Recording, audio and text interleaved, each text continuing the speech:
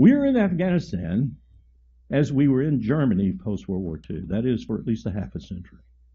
It has nothing to do with Kabul and state building, nothing to do with fighting the Taliban or proving that we can reconcile with the Taliban, and nothing to do with fighting any terrorist group.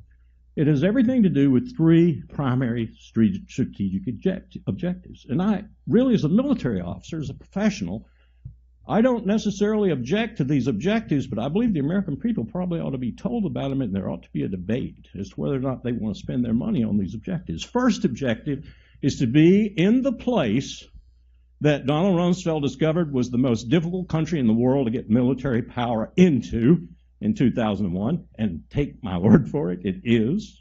Look at it on a map and leave it there, because it is the only hard power the United States has that sits proximate to the Central Base Road Initiative of China that runs across Central Asia. If we had to impact that with military power, we are in position to do so in Afghanistan. Second reason we're there is because we're cheek and jowl with the potentially most unstable nuclear stockpile on the face of the earth in Pakistan.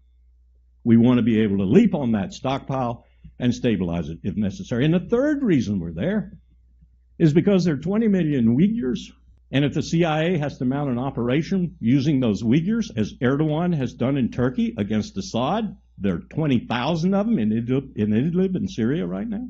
Well, the CIA would want to destabilize China, and that would be the best way to do it, to foment unrest and to join with those Uyghurs in pushing the Han Chinese and Beijing from internal places rather than external.